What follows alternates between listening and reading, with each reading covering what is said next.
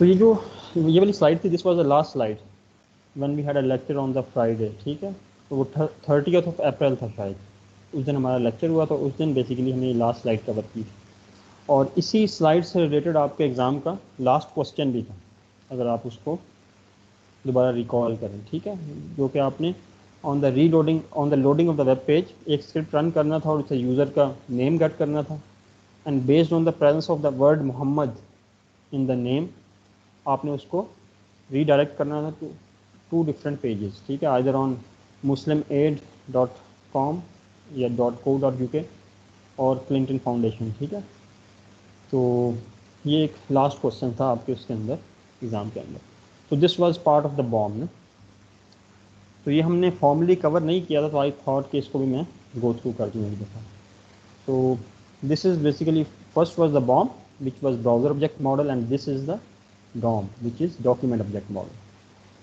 तो हमने last time जब हमने ब्रॉम और डॉम का लेक्चर स्टार्ट किया था, तो उसको तो हमने एक एब्स्ट्रैक्ट लेवल पे चीज़ों को डिस्कस किया था। तो उसमें हमने ये डिस्कस किया था कि first is the browser related functionalities, ठीक है। आपका ब्राउज़र है जिसमें आपकी वेब एप्लीकेशन नज़र आती है ना, ठीक है।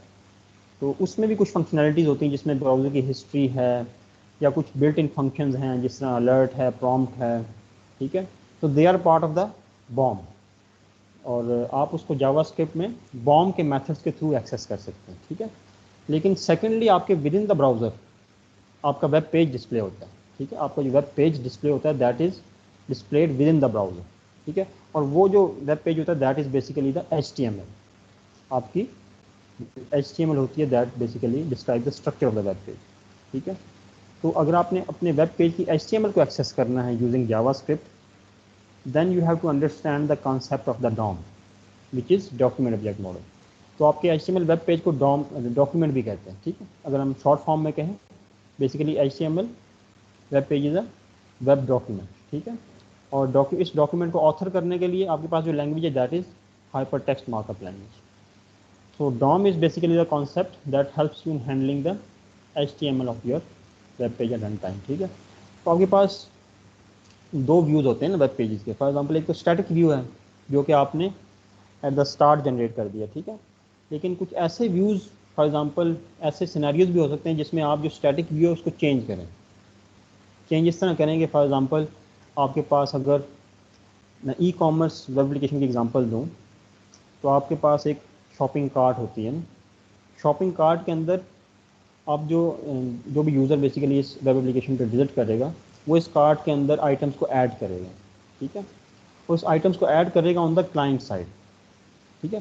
क्योंकि आपको पता है कि कार्ट के अंदर आप जब ऐड करते हैं उसके बाद उसको रिमूव भी कर सकते हैं, तो उसको अपडेट करता रहता है, न्यू आइटम्स को कार्ट में ऐड करता है और एग्जिस्टिंग आइटम्स को रिमूव करता रहता है, ठीक है। उसके बाद फिर बेसिकली जब वो फाइनलाइज कर लेता है अपनी शॉपिंग को, फिर वो चेकआउट पे क्लिक करता है, ठीक है। चेकआउट पे क्लिक करने के बाद आपका डाटा जो है टुवर्ड्स सर्वर सेंड होता है। So up to this point जिसमें कि कार्ट बेसिकली अपडेट हो रही है, that is basically the client side updation. This is basically the client side updation. तो ये सारी अपडेशन बेसिकली आप जावास्क्रिप्ट में कर सकते हैं, and that can be form using the concept of DOM, ठीक है। तो क्लाइंट साइड पे आपने जब अपने HTML को अपडेट करना है या उसके अंदर उसको मैनिपुलेट करना है, तो आप बेसिकली कॉन्सेप्ट यूज करेंगे डॉम। तो डॉम है क्या? डॉक्यूमेंट ऑब्जेक्ट मॉडल, और इसकी शॉर्ट फॉर्म बेसिकली डॉम है, ठीक है। Is a platform and language independent model to represent the HTML और XML डॉक्यूमेंट्स, ठीक है।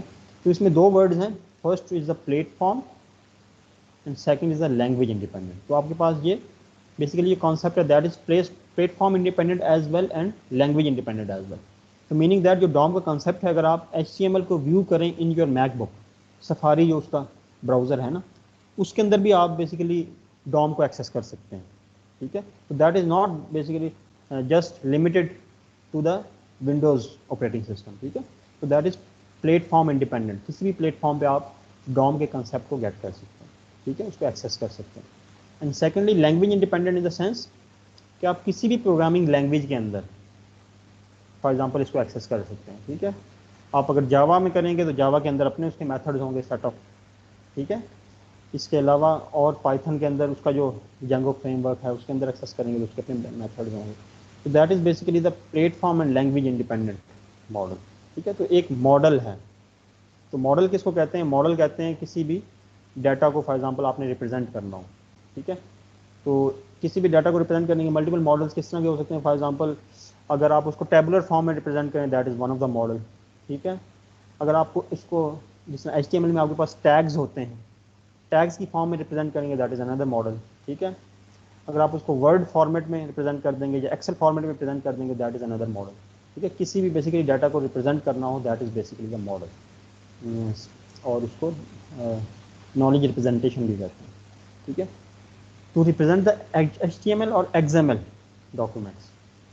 तो HTML और XML को हमने पहले कवर किया था जब हम बेसिक्स ऑफ द HTML देख रहे थे ना, जब मैंने XHTML का आपको कंसेप्ट बताया था, ठीक है। तो XML जो है ये भी बेसिकली टैग, इसके अंदर भी टैग्स ही होते हैं। जिस तरह HTML के अंदर आपके पास टैग्स है ना, तो XML के अंदर भी टैग्स होते हैं, लेकिन ये जो टैग्स होते हैं, these are user defined tags, they are not system defined tags, ठीक है। तो लेकिन इन दोनों को बेसिकली आप डॉम की कैटेगरी के अंदर रिप्लेस करते हैं। जब भी आपके पास टैग्स आएंगे तो टैग्स के अंदर टैग्स होंगे, तो वो एक हायरार्की क्रिएट करेंगे। जब भी हायरार्की क्रिएट करेंगे तो आप उसका ट्री जनरेट कर सकते हैं। तो आप HTML का भी एक ट्री जनरेट कर सकते हैं। आपके पास जो HTML वेब पेज के अंदर टैग्स हैं, उनका भी एक ट्री फॉर्मुलेट कर सकते हैं। और फिर XML जो आपके पास डॉक्यूमेंट होगा जिसके अंदर भी टैग्स होते हैं, लेकिन वो यूज़र डिफाइंड टैग्स होते हैं, उनका भी आप एक ट्री जनरेट कर सकते हैं, ठीक है। तो ये जो डॉम का कंसेप्ट है, that is applicable to both basically HTML and XML, ठीक है। It represents web object that is loaded into the browser. तो बेसिकली ये जो आपका HTML होता है, that is automatically loaded into the browser ना, ठीक है। तो using a series of objects, तो आपके पास जावास्क्रिप्ट के अंदर डिफरेंट ऑब्जेक्ट्स अवेलेबल होते हैं, उससे आप डॉम को एक्सेस करते हैं, ठीक है। तो रफली डॉम के अंदर क्या होता है? आपके पास नोड्स होते हैं। And how many types of nodes? 4 types of nodes are available down here on the left side, ठीक है। कुछ एलिमेंट नोड्स होते हैं, जिस तरह फॉर एग्जांपल आपके पास जो HTML के अंदर H1 टैग है, या पैराग्राफ टैग है, या div टैग है, these are basically the element nodes, ठीक है, क्योंकि ये एलिमेंट्स हैं। Second are the attribute nodes. अब आपके पास इन हर एक एलिमेंट के अंदर एट्रीब्यूट्स भी होते हैं। फॉर एग्जांपल div के अंदर ID होगा, पैराग्राफ के अंदर ID होगा, ठीक है। H1 के अंदर भी ID हो सकता है। इस तरह इमेज, अगर आपके पास एलिमेंट है, इमेज टैग, इमेज एलिमेंट है, उसके अंदर सोर्स का एट्रीब्यूट होता है, ठीक है। तो आप बेसिकली सोर्स उसके अंदर एट्रीब्यूट्स हैं एलिमेंट्स के अंदर, उनको भी एक्सेस कर सकते हैं, उनकी वैल्यूज़ को एक्सेस कर सकते हैं। तो that is basically separate type of nodes within the DOM, ठीक है, उनको एट्रीब्यूट नोड्स कहते हैं। फिर थर्ड आपके पास टेक्स्ट नोड्स होते हैं। तो जब आपके पास फॉर एग्जांपल H1 का टैग है, H1 के स्टार्टिंग और एंडिंग टैग के दरमियान जो आपके पास टेक्स्ट होता है, for example any heading, heading HEADING heading, ठीक है। तो ये बेसिकली जो हेडिंग टेक्स्ट है, that is the text node, ठीक है। तो ये डॉम के अंदर ये टेक्स्ट नोड में कैटेगराइज होता है। इसी तरह आपके पास कमेंट नोड्स भी होते हैं। आप जिस तरह किसी भी प्रोग्रामिंग लैंग्वेज के अंदर कमेंट्स को ऐड कर सकते हैं, तो डॉम के अंदर भी आप कमेंट्स ऐड कर सकते हैं, ठीक है। कमेंट्स किस तरह ऐड करते हैं? Less than, colon, double dash, और उसके बाद कमेंट लिखेंगे, और फिर डबल डैश के बाद ग्रेटर देन साइन। इस तरह आप उसके अंदर कमेंट्स ऐड कर सकते हैं। तो रफली आपके पास जो हैं, there are 4 types of nodes within the DOM. First one is elements, then is attribute, third is text, and fourth one is comment node. और ये जो HTML है, that is in the form of hierarchy, तो उसका आप tree भी generate कर सकते हैं। तो राइट साइड पे आपको वो ट्री नजर आ रहा है, और at the root lies the document node, ठीक है। और document node is in itself part of the window object. मैं आपको दोबारा दिखाता हूँ, अगर वापस जाए,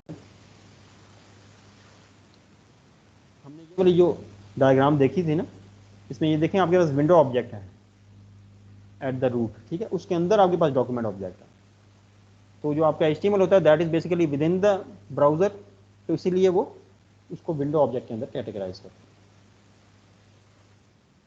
तो आप इसमें, आपने अगर इसको एक्सेस करना हो डॉक्यूमेंट ऑब्जेक्ट को, तो आप इसको इस तरह भी एक्सेस कर सकते हैं, window dot document dot whatever method you are going to apply, ठीक है। लेकिन जब हम डॉम को सेपरेटली डिस्कस करते हैं, तो हम विंडो ऑब्जेक्ट को फॉर द टाइम भी इग्नोर कर देते हैं, ठीक है। तो here you have got the document object at the root, then within the document you have got the HTML element which is the root element, then the head element, ठीक है। इसी तरह body element, they are both part of the HTML element, direct basically इसके children होते हैं, ठीक है। फिर हेड के अंदर आपके पास टाइटल आ जाता है, टाइटल के अंदर आपके पास टेक्स्ट आ जाता है। इस तरह बॉडी के अंदर आपके पास एंकर एलिमेंट आ जाएगा, एंकर एलिमेंट के अंदर आपके पास href का एट्रीब्यूट आ जाएगा, ठीक है। और फिर एंकर एलिमेंट के अंदर आपके पास कोई लिंक भी आ सकता है, टेक्स्ट जो स्पेसिफाई करेंगे, ठीक है। इसमें आपके पास एलिमेंट नोड्स भी हैं, for example HTML, body, head. फिर आपके पास एट्रीब्यूट नोड्स भी हैं विच इज़ href, ठीक है। और फिर आपके पास टेक्स्ट नोड्स भी हैं, जिस तरह ये आपके पास माई टाइटल एंड माई लिंक, ठीक है। इसी तरह अगर आपके पास कोई कमेंट्स हैं HTML के अंदर, उसको भी आप इसी तरह के ट्री के अंदर ऐड कर सकते हैं।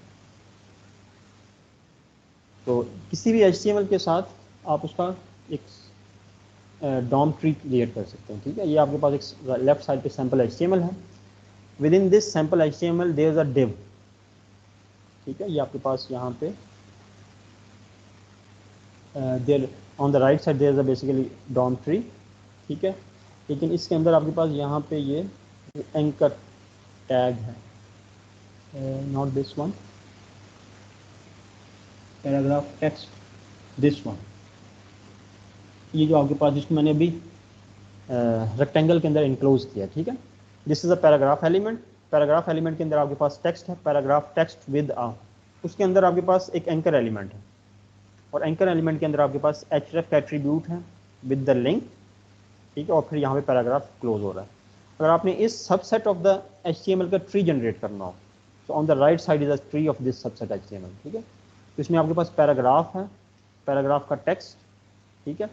अब बेसिकली एंकर एलिमेंट है, this is the child of the paragraph element, ठीक है। तो अगर आप इसका ट्री जनरेट करेंगे तो पैराग्राफ के अंदर ये आपने एंकर एलिमेंट स्पेसिफाई किया, ठीक है। और उसके बाद उसका टेक्स्ट नोड पैराग्राफ का जो कि उसके अंदर लाई करता है। फिर एंकर एलिमेंट के अंदर आपके पास href का एट्रीब्यूट है, और फिर उसके अंदर आपके पास टेक्स्ट नोड है which is link, which is this one, ठीक है। तो इसी तरह अगर आप इस सारे HTML का ट्री जनरेट करना चाहें तो that would B quite huge, ठीक है। वो काफ़ी एक्सपेंडेड ट्री होगा, जिसमें कि पहले HTML होगा, फिर उसके अंदर हेड के अंदर अपने चाइल्ड्स होंगे, फिर बॉडी के अंदर div होगा, div के अंदर h2 और पैराग्राफ, और फिर इसके अंदर एंकर, और फिर अनदर div, ठीक है। तो ये काफ़ी बड़ा सा आपके पास ट्री बन जाएगा। लेकिन जस्ट आपको समझाने के लिए कि आप किसी भी HTML से ट्री के साथ जनरेट कर सकते हैं, so this is a quite simplified kind of example, ठीक है। जिसमें हमने जो लेफ्ट साइड पे HTML है उसके अंदर से सबसेट ऑफ द HTML को सिलेक्ट किया और उसका ट्री जनरेट किया which is on the right side. इसमें कोई क्वेश्चन तो नहीं है आपको यहाँ?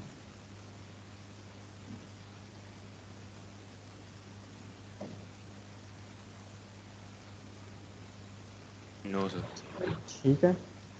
सो नेक्स्ट जब हम डॉम की बात करते हैं तो at the root lies the document object, जो कि हमने उस ट्री के अंदर भी देखा था, ठीक है। So when an HTML document is loaded into a browser it becomes a document object. और आपने किसी भी अपने वेब पेज के एलिमेंट को एक्सेस करना हो, एट्रीब्यूट को एक्सेस करना हो, you have to use basically document object at the root. अगर आप डॉक्यूमेंट ऑब्जेक्ट को यूज़ नहीं करेंगे you can not access any of the element within your HTML, ठीक है। तो इस तरह की एग्जांपल आपने पहले भी देखी थी लास्ट लेक्चर में, document dot get element by ID। तो डॉक्यूमेंट को प्री पेंड करना मस्ट है, then you have to use the dot notation which is dot get element by ID, ठीक है। जो बेसिकली डॉट है इसको डॉट नोटेशन कहते हैं, ठीक है। तो ये इससे रिलेटेड आपके पास ये पॉइंट्स में थ्योरी है, इसको होपफुली आप गो थ्रू कर लेंगे। तो this is what is known as dot notation. So you have to start basically with the document object. To access different objects in the DOM, we have to start with the document object, working down to the object that holds the data you're after. ठीक है? So then you will be getting more specific. And document object is the most generic object. फिर उसके अंदर आप specific होते चले जाएंगे। अगर आप get element by ID से करेंगे तो you are in one step you have become specific, ठीक है। वो तो ID से आप किसी एक एलिमेंट को एक्सेस कर लेंगे। लेकिन अगर आप dot get element bye class name से करेंगे तो फिर आपके पास कलेक्शन रिटर्न होगी, फिर उसको आपको फर्दर फिल्टर डाउन करना पड़ेगा, ठीक है। So you can access your DOM in a number of ways.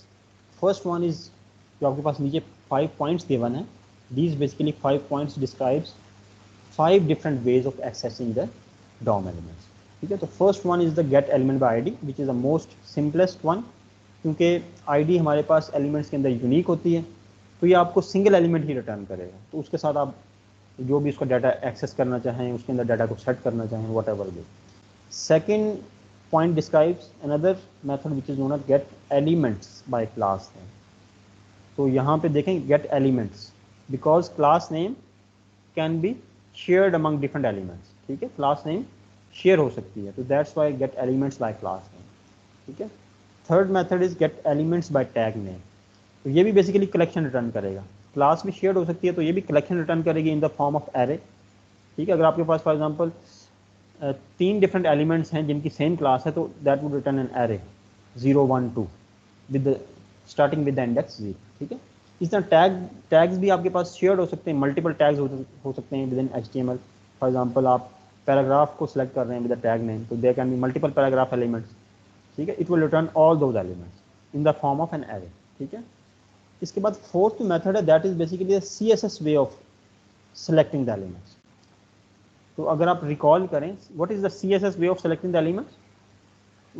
First one was the ID, फिर आपके पास क्लास थी, फिर आपके पास एलिमेंट था, ठीक है। फिर उसके बाद आपके पास कम्प्लेक्स सेलेक्टर्स भी थे, फॉर एग्जांपल जिसमें हमने कम्बिनेटर्स डिस्कस किए थे, जिसमें descendant selector, for example div space p select all paragraphs with in the div। फिर हमने सेलेक्ट किया था, फिर हमने प्लस का ऑपरेटर यूज़ किया था, ठीक है, एडजेसेंट सिबलिंग के लिए। फिर हमने मोस्ट प्रॉब्ली ग्रेटर देन का ऑपरेटर भी यूज़ किया था, ठीक है। तो दीज आर कम्बिनेटर्स ना, जो कि मल्टीपल सेलेक्टर्स को कंबाइन करते हैं। तो this was the CSS way of selecting. तो CSS में जस्ट आपके पास क्लास, ID और एलिमेंट नहीं है, बल्कि कम्प्लेक्स सेलेक्टर्स भी हैं। तो ये जो दोनों मेथड्स हैं, query selector and query selector all, these methods can be used for selecting elements using the CSS way of selecting, ठीक है। जिस तरह के कम्बिनेटर सेलेक्टर हम यूज कर सकते हैं। तो इसमें हम क्यूरी सेलेक्टर के अंदर क्या लिख सकते हैं? फॉर एग्जांपल हम लिख सकते हैं div space p, we can write it as well, ठीक है, not just simple ID class और एलिमेंट बट कम्बिनेशन। तो इसमें हम div प्लस p भी लिख सकते हैं। तो मतलब बताने का मकसद ये है कि ये आपको रिटर्न करेगा इन द CSS वे।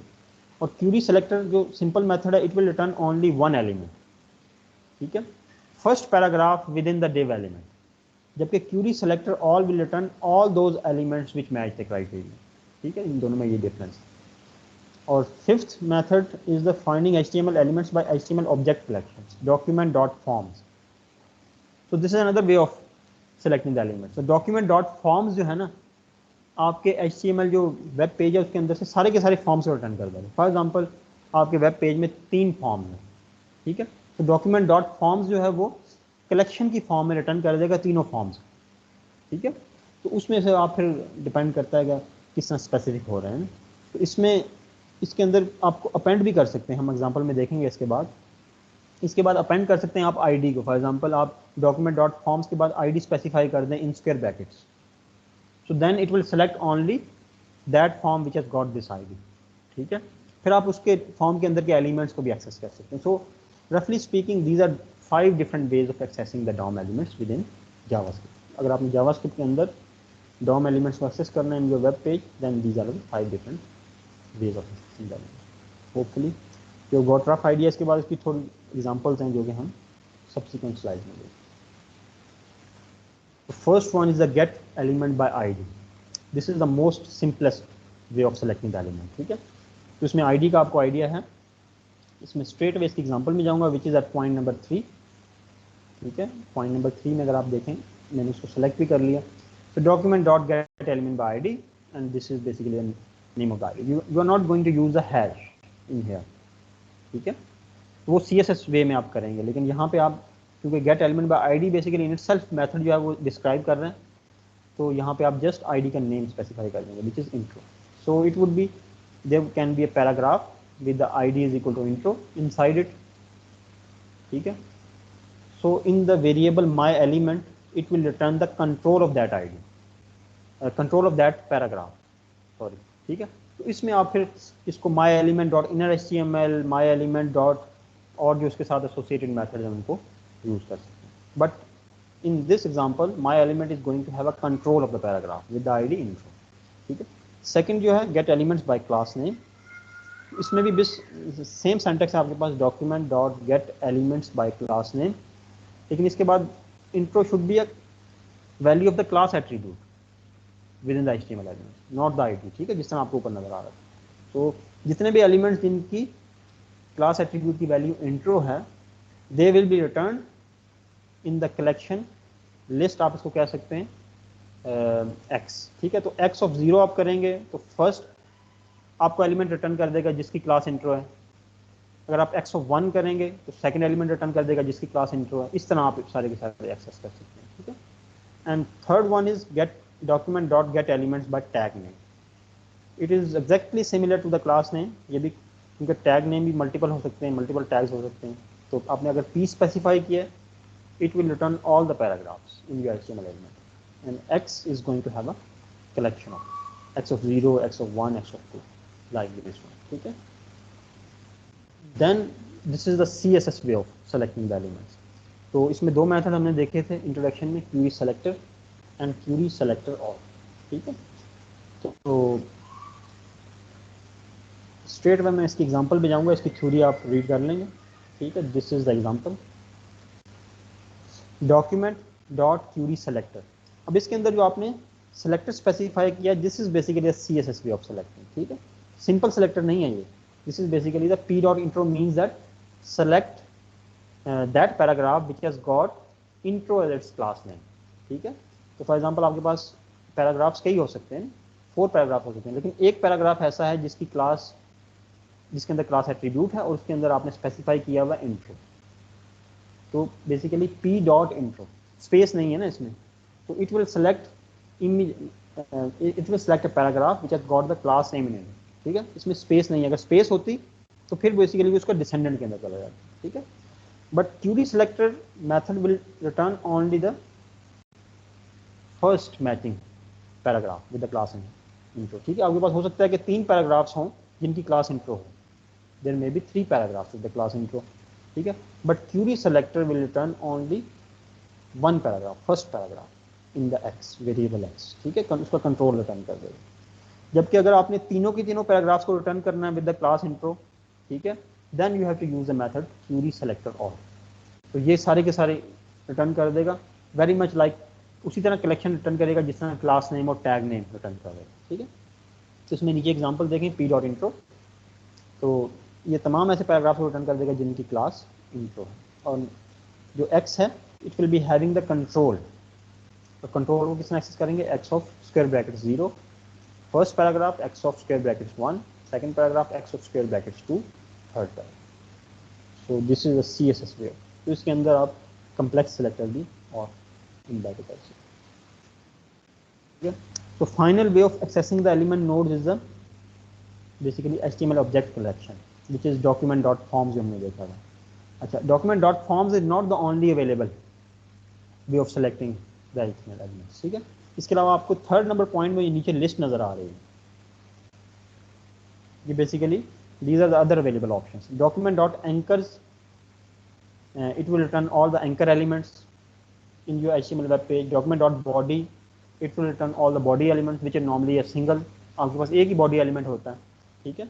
लेकिन इसको आप यूज करके बॉडी के अंदर जितने भी चाइल्ड एलिमेंट्स हैं ना उनको एक्सेस कर सकते हैं, ठीक है। Document.document element which is basically the HTML element, ठीक है। Document.embed, ये अगर आप वीडियोस वगैरह एम्बेड करें तो आपके पास एक एम्बेड का टैग आ जाता है। इसमें document.forms का आपको आइडिया है। Document.head जो है हेड एलिमेंट, इमेजेस जो भी IMG के टैग्स होंगे आपके वेब पेज के अंदर HTML के अंदर, वो सारे के सारे रिटर्न कर देगा as a result of this. इस तरह लिंक्स का टैग, स्ट्रिट का टैग और टाइटल, ठीक है। तो ये आपके पास अवेलेबल ऑप्शन है। अब बेसिकली आप इसको यूज़ किस तरह कर सकते हैं इन इस कलेक्शन को ना। So down here we have got an example of that, जिसको मैंने अभी इनक्लोज किया विद इन द रेक्टेंगल। तो फर्स्ट वन document.forms, ये कलेक्शन। अब इसके अंदर मैंने स्क्वायर ब्रैकेट के अंदर FRM1 स्पेसिफाई कर दिया in the double quotes. This is basically the ID of the form. तो आपके पास फॉर्म का एलिमेंट होगा, ठीक है, स्टार्टिंग और एंडिंग। इसके अंदर फॉर एग्जांपल आपके पास फॉर्म के एलिमेंट्स होंगे और इस फॉर्म के अंदर ही आपके पास आईडी होगी FRM1। So this FRM1 basically refers to the ID of the form. तो हो सकता है किसी वेब पेज के अंदर आपके पास मल्टीपल फॉर्म्स हो, 3 फॉर्म्स हो ना, ठीक है, along with the submit button ना। तो बेसिकली हर एक की डिफरेंट आईडी होगी।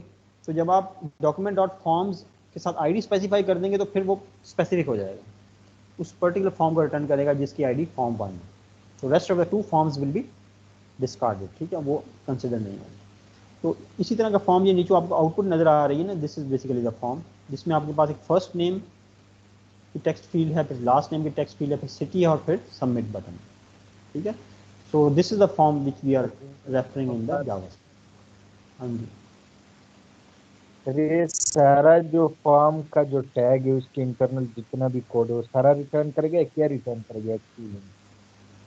हाँ अभी इसके अंदर जो है ना, ये जो हम जब हमने आईडी स्पेसिफाई कर दी तो इसमें बेसिकली एलिमेंट्स के अंदर वो सारे के सारे उसके चाइल्ड एलिमेंट्स को रिटर्न कर देगा। फॉर्म के अंदर जितने भी चाइल्ड एलिमेंट्स हैं ना, फॉर एग्जांपल रेडियो बटन्स हैं और चेक बॉक्सेस हैं, सेलेक्ट बॉक्सेस हैं, टेक्स्ट फील्ड्स हैं, उनको सारों को रिटर्न करेगा। तो यही हम लूप सर के वो अंदर एक यही हम, array आ जाएगी इसमें, सॉरी, एलिमेंट्स की एरे आ जाएगी इसमें, हाँ एलिमेंट्स बिल्कुल, में। एलिमेंट की लिस्ट आ जाएगी, ठीक है। तो नॉर्मली हमने जावास्क्रिप्ट में इसको लिस्ट के नाम से, नोड लिस्ट कहते हैं, ठीक है। तो आपके पास एक लिस्ट आ जाएगी जिसको आप कलेक्शन भी कह सकते हैं।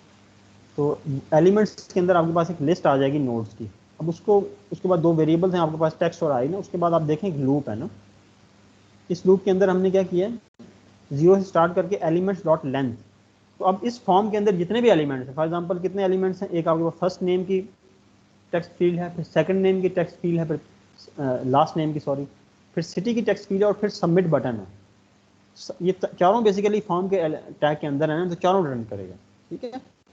तो हमने इसमें क्या किया है, elements of I dot value, ठीक है। तो उसके, आपको पता है कि जो इनपुट एलिमेंट्स होते हैं फॉर्म टैग के अंदर, उनके अंदर वैल्यू एट्रीब्यूट होता है, which specifies basically the value of that particular input field, ठीक है। अगर टेक्स्ट बॉक्स है तो टेक्स्ट के अंदर जो आपने टेक्स्ट फील्ड के अंदर जो भी डाटा एंटर किया that is basically assign to the value, ठीक है। रेडियो बटन करेंगे तो रेडियो बटन के अंदर जो आपने सिलेक्शन की है, ठीक है, उसको आप सेलेक्ट कर सकते हैं। चेक बॉक्सेस के अंदर सिलेक्शन कर सकते हैं, सिलेक्शन को चेक कर सकते हैं, ठीक है। तो value attribute is basically use to get the value of the text input elements, जो भी इनपुट आपके पास एलिमेंट्स, ठीक है। अब ये हर एक चाइल्ड एलिमेंट के वैल्यू एट्रीब्यूट की वैल्यू को रीड कर लेगा और इस टेक्स्ट जो वेरिएबल आपने क्रिएट किया इसके अंदर अपेंड करता रहेगा, क्योंकि आपने प्लस इक्वल यूज किया ना विद द BR टैग जो कि लाइन ब्रेक देगा, ठीक है। उसके बाद आपने document dot get element by ID demo, जो कि आपके पास नीचे पैराग्राफ है, डॉट इनर HTML, जिसका आपको आइडिया है, उसके अंदर आपने इस टेक्स्ट को असाइन कर दिया आफ्टर द लूप, ठीक है। तो ये जो नीचे आपके पास फॉर्म के बाद ट्राई इट के बाद 4 स्टेटमेंट्स हैं ना, Donald, Duck, Duckburg and submit, these are basically the output, ठीक है, जो कि हमने पैराग्राफ को असाइन किया, क्योंकि paragraph element is the last element in this example, ठीक है। तो उसके इसलिए आपको ये सबसे एंड में नजर आ रहा है। तो आप अगर ऊपर फॉर्म देखें तो आपके पास फर्स्ट नेम जो टेक्स्ट फील्ड है इसके अंदर क्या टेक्स्ट एंटर्ड है, Donald, last name text field के अंदर डक, फिर सिटी के अंदर डकबर्ग है, ठीक है। इसी तरह आपका जो सबमिट बटन है, input type is equal to submit, उसके बाद ये जो आपको सबमिट लिखा हुआ नजर आ रहा है ना बटन के ऊपर, that is basically the value of the value attribute. ये जो वैल्यू के अंदर आपने जो भी सेट किया है ना, वैल्यू के अंदर यहाँ पे आप रीसेट सेट कर देंगे तो आपको यहाँ पे रीसेट लिखा हुआ नजर आएगा बटन के ऊपर ना।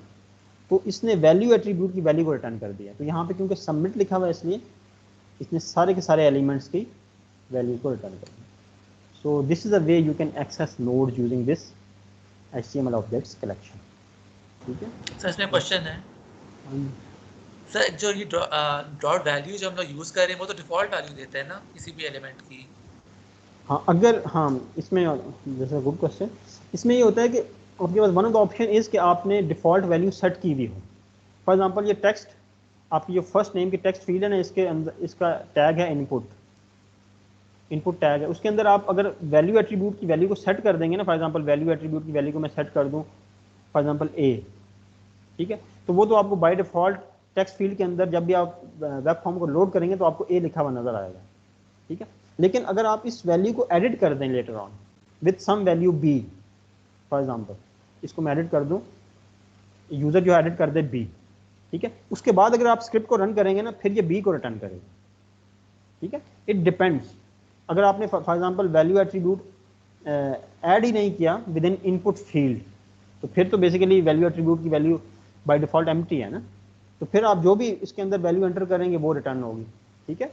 तो इस चीज़ को आपने अंडरस्टैंड करना है। अगर आपने वैल्यू एट्रीब्यूट स्पेसिफाई किया हुआ with in your input element, फिर तो वो डिफ़ॉल्ट वैल्यू पहले डिस्प्ले होगी। अगर आप पहले स्क्रिप्ट रन करेंगे before editing the value, that default value will be return.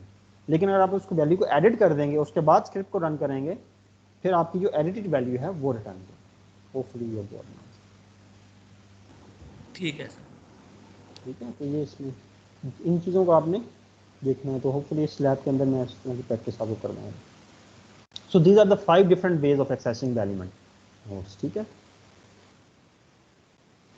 और उसके बाद DOM set and get content, ये हमने पहले भी एग्जांपल्स में देखा हुआ है, ठीक है।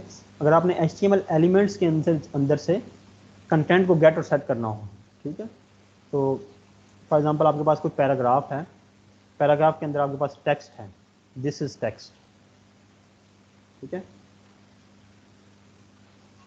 और सिंपल पैराग्राफ है, इसके अंदर HTML नहीं है, ठीक है।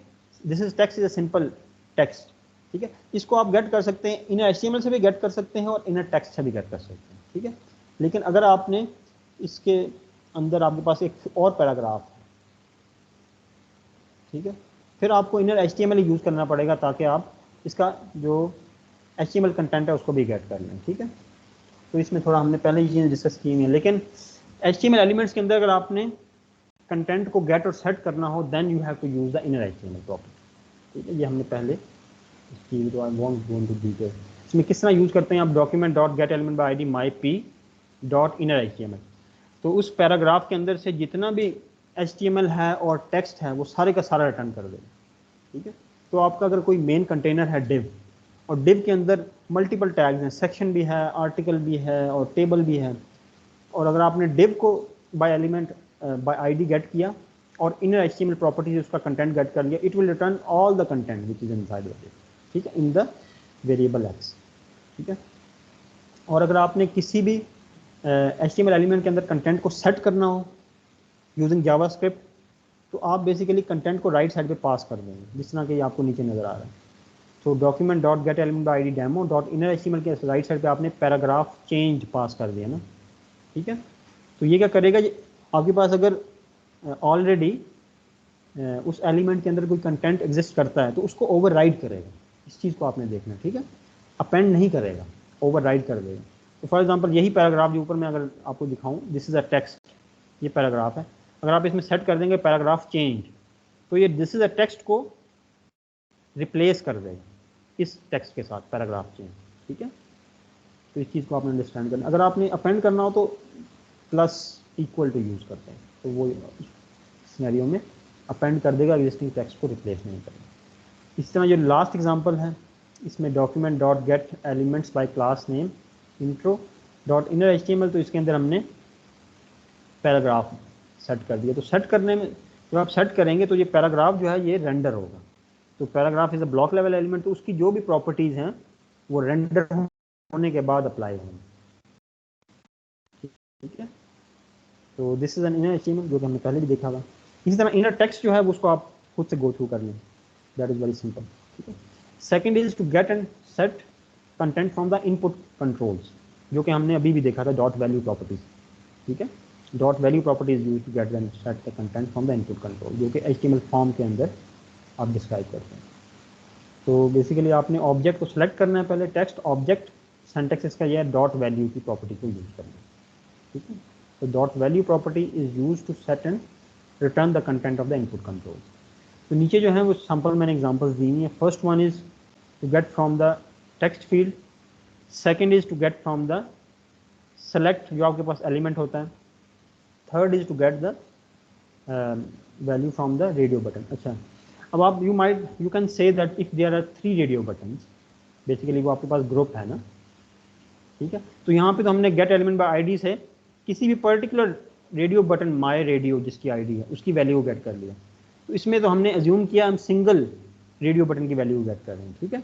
लेकिन अगर आपके पास 3 हैं और आप ये चेक करना चाहें कि जो रेडियो बटन चेक्ड है उसकी वैल्यू को रिटर्न करें, ठीक है, तो फिर उसके अंदर वन ऑफ द वेज एक जो तरीका है वो ये है कि उसमें हम ये करते हैं, फिर हम document dot get element by ID नहीं यूज़ करते हैं, हम ये करते हैं डॉक्यूमेंट डॉट क्यूरी सेलेक्टर, ठीक है, क्यूरी सेलेक्टर का मेथड यूज़ करेंगे। और फिर उसके बाद पैरेंथेसिस के अंदर आपको याद होगा हमने एट्रीब्यूट सेलेक्टर्स यूज़ किए थे, तो हम ये करेंगे input type is equal to radio square brackets में, आपको याद है एट्रीब्यूट सेलेक्टर, ठीक है, type is equal to radio लिखेंगे और उसके बाद कॉलन, कॉलन के बाद लिखेंगे चेक्ड, ठीक है, और चेक्ड लिखने के बाद फिर आप लिखेंगे डॉट वैल्यू,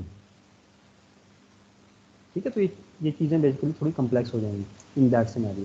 तो डॉक्यूमेंट डॉट क्यूरी सेलेक्टर, क्योंकि आपके जो कम्प्लेक्स सेलेक्टर्स हैं which includes combinator selector and attribute selectors as well, ठीक है, attribute selector is also complex selector ना, तो वो आप क्यूरी सेलेक्टर के मेथड के अंदर लिखेंगे input type is equal to text और कॉलन चेक्ड, उससे वो उस ग्रुप ऑफ रेडियो बटन से खुद ब खुद चेक कर लेगा कि, बल्कि type is equal to radio नहीं लिखेंगे आप यहाँ पे, अगर आपके पास मल्टीपल ग्रुप्स हैं, अनदर ऑप्शन इज कि आपके पास आपके जो वेब पेज है उसके अंदर multiple group of radio button हैं, फिर आप क्या करेंगे, फिर आप यहाँ पे टाइप नहीं लिखेंगे बल्कि नेम लिखेंगे, क्योंकि name of the group of the radio button is always same, ठीक है, जो आपका ग्रुप ऑफ रेडियो बटन है जिसमें से आपने सिंगल सिलेक्शन करनी है उसका name attribute value should be same. तो name is equal to whatever the name, for example जी जेंडर, ठीक है, मेल और फीमेल है, तो कॉलन चेक डॉट वैल्यू, तो फिर ये करेगा कि जिस चेक बटन बॉक्स को आपने जिस रेडियो बटन को आपने चेक किया हुआ है उसकी वैल्यू को रिटर्न करेगा।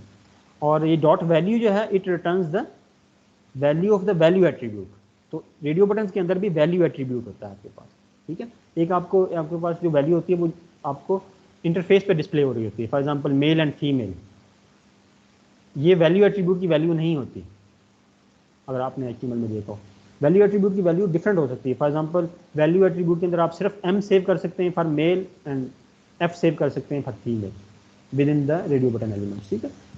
लेकिन यहाँ पे जो एग्जांपल दी हुई है document dot get element by ID my radio dot value, so it will select the value of the value attribute of any single radio button with the ID my radio, ठीक है। तो हम इसमें just आपको समझाने के लिए आपके साथ सेलेक्ट करेंगे, that is the case, otherwise इसमें कोई सेलेक्टर की जरूरत क्या, हम लोग जो हमारे पास जावास्क्रिप्ट में वैसे भी नहीं होता एट्रीब्यूट नोड्स होते हैं वो यूज नहीं कर सकते डायरेक्ट हम लोग यहाँ पे एट्रीब्यूट नोड्स,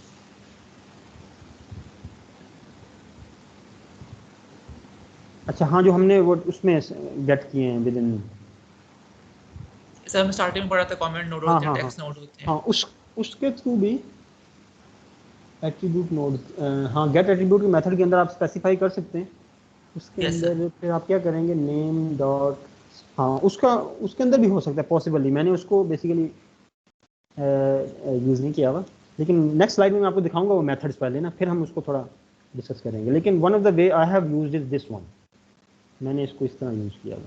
लेकिन गेट एट्रीब्यूट और सेट एट्रीब्यूट की मेथड्स भी होते हैं। तो गेट एट्रीब्यूट के अंदर नॉर्मली आप स्पेसिफाई करेंगे एट्रीब्यूट, फॉर एग्जांपल नेम, और फिर हो सकता है कि उसके बाद उसके साथ डॉट, फिर क्योंकि यहाँ पे तो आप चेक्ड आसानी से गेट कर रहे हैं ना, input name is equal to gender colon checked, तो उसमें उसका सेंटेक्स डिफरेंट होगा अगर अवेलेबल है, उसमें भी चेक का ही होता है।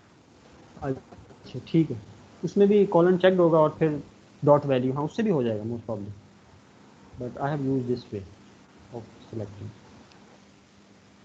ठीक है, attribute selector.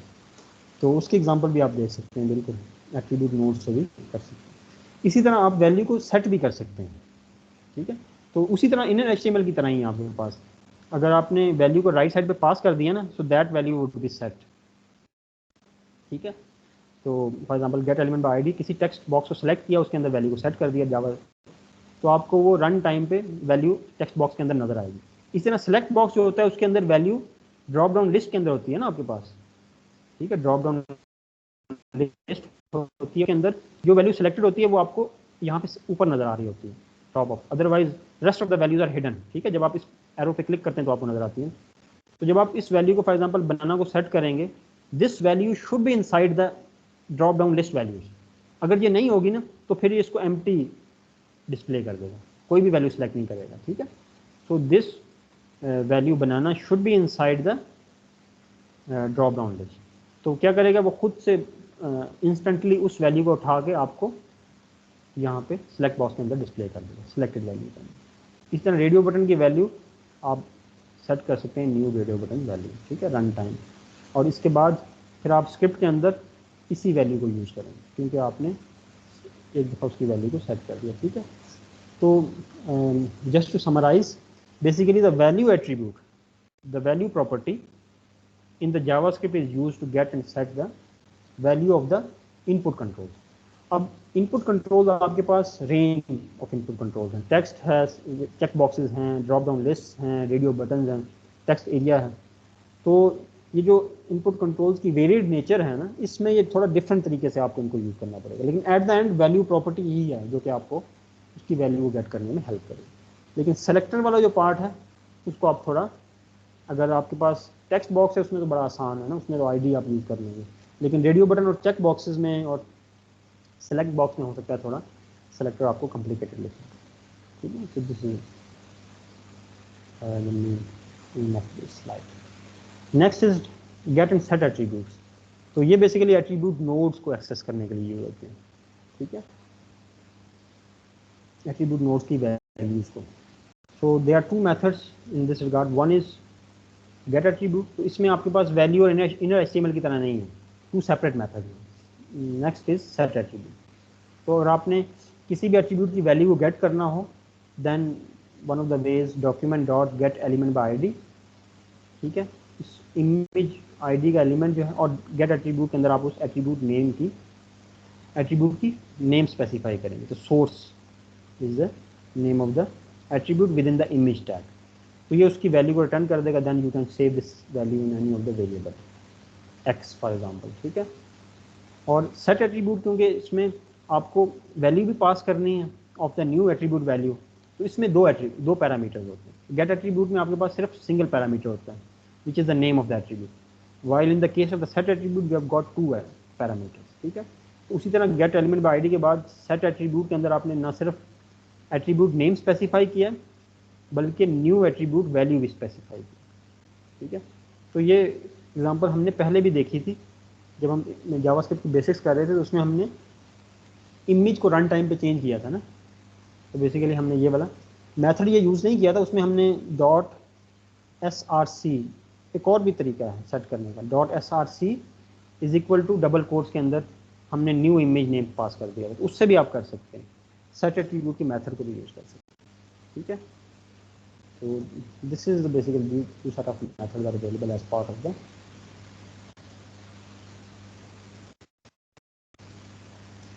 Manipulate attribute values of the sir ये अभी आपने अब इसमें जो आपने क्वेश्चन किया था, इसमें अब इसका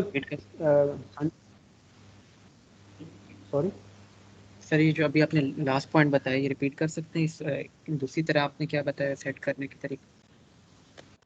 हाँ, उसमें ये सेकंड मेथड ये है कि document dot get element by ID image, ठीक है। इमेज के बाद आप डायरेक्ट डॉट src सोर्स, तो ये इस इमेज टैग के अंदर उसके सोर्स एट्रीब्यूट की वैल्यू को सेट करने का दूसरा तरीका ये है कि आप सेट एट्रीब्यूट मेथड को यूज़ ना करें, बल्कि .src is equal to new image dot JPG जहाँ पे आप पास कर दें, तो इससे भी आप सेट कर सकते हैं न्यू इमेज डॉट जेपीजी, ठीक है सर, समझ गया।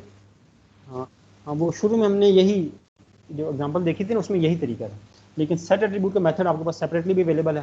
तो जब आप मेथड यूज़ करते हैं तो फिर उसके अंदर पैरामीटर्स पास करते हैं, तो उसके अंदर आपने यहाँ पे दो पैरामीटर्स पास किए, src which is the name of the attribute and second parameter is the value of the attribute, ठीक है।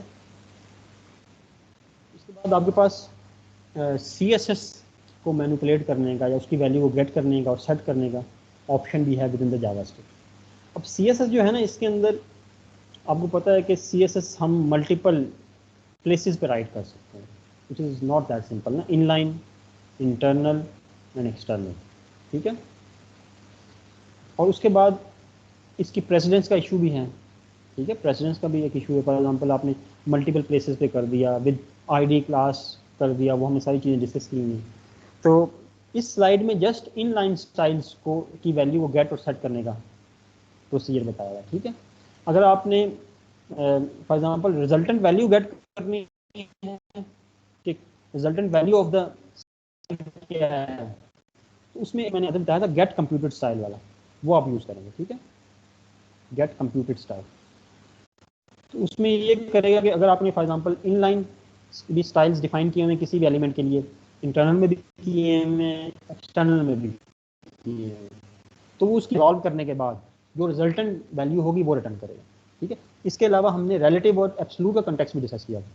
तो कंप्यूटेड स्टाइल वाला जो मेथड है ये रिलेटिव को एब्सोल्यूट में कन्वर्ट करने के बाद भी रिटर्न करता है, ठीक है। तो it is very kind of complex method में गेट कंप्यूटेड स्टाइल। लेकिन जस्ट आपने अगर इनलाइन स्टाइल्स की वैल्यू को गेट और सेट करना है then you can use this approach, जो कि इस स्लाइड के अंदर डिस्क्राइब है। और आपने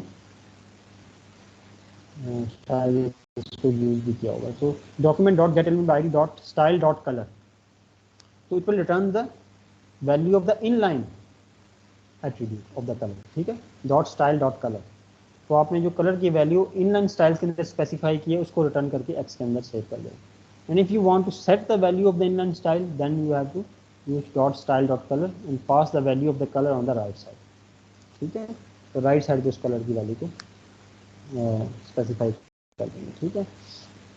गेट कंप्यूटर स्टाइल जो है इसको आप देखें W3 स्पूट में, तो मतलब ये इसकी फंक्शनैलिटी बड़ी कम्प्लेक्स है कि क्योंकि प्रेसिडेंस को रिजॉल्व करने के बाद और रिलेटिव को एब्सोल्यूट करने के बाद कन्वर्ट करने के बाद रिटर्न करता है, लेकिन इसकी जो सिंटैक्स है मेथड का it is not that complex, आसानी से आप इसको यूज़ कर सकते हैं, ठीक है।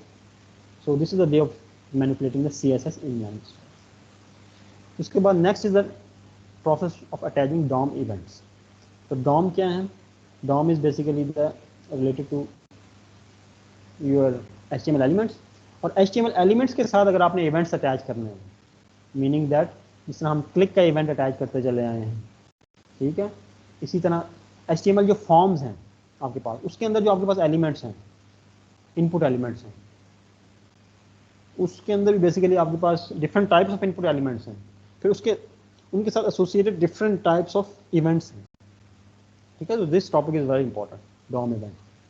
सो it will cover the events topic related to the DOM, ठीक है। आप DOM एलिमेंट्स के साथ इवेंट्स को किस तरह अटैच कर सकते हैं।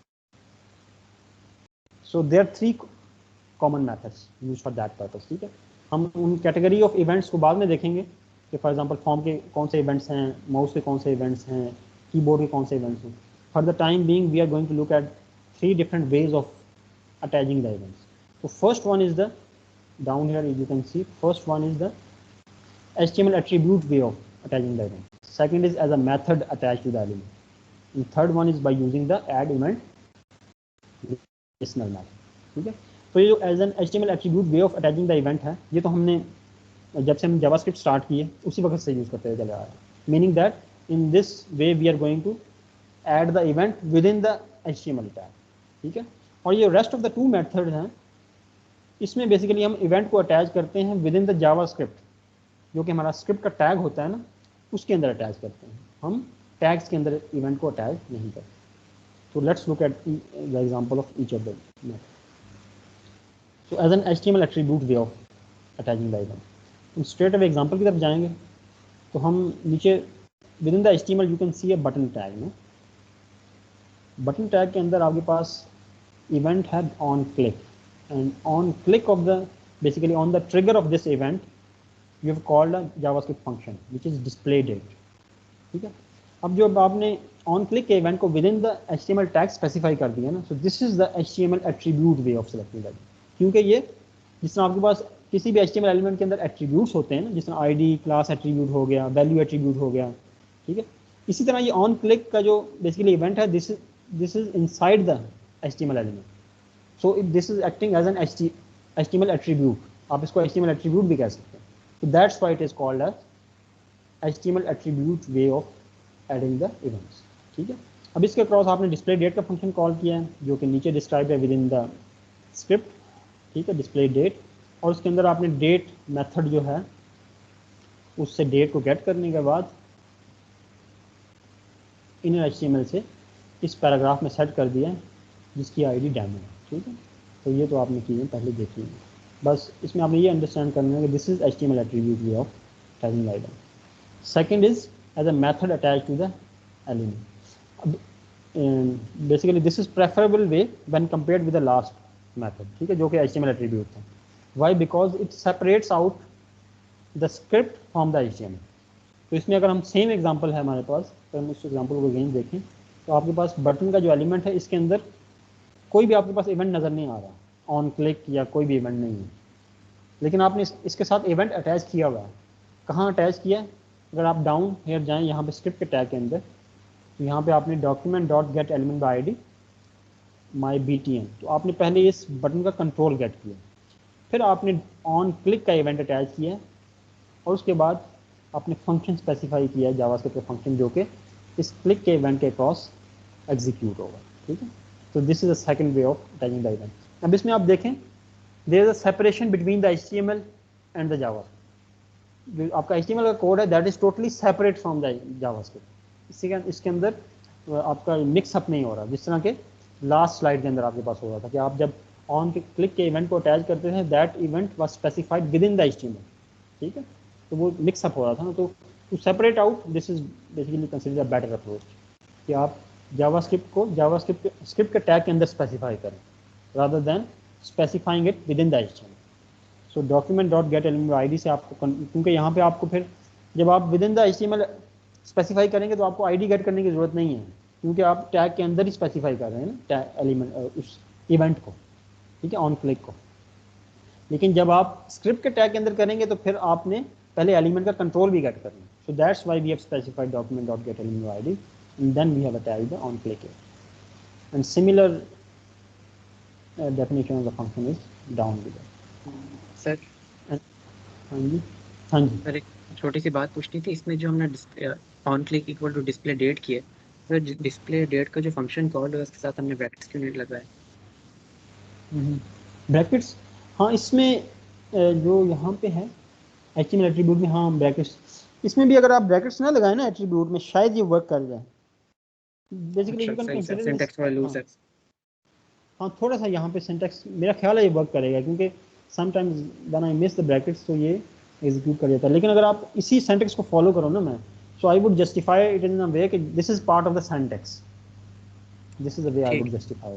ठीक है, आप इसको सिंटैक्स के पार्ट के तौर पे ले लें कि आपने जब HTML एट्रीब्यूट के अंदर स्पेसिफाई करना है then you have to append the parenthesis, और अगर आप विद इन द स्क्रिप्ट लिखेंगे तो that you would specify simple as a name of the function.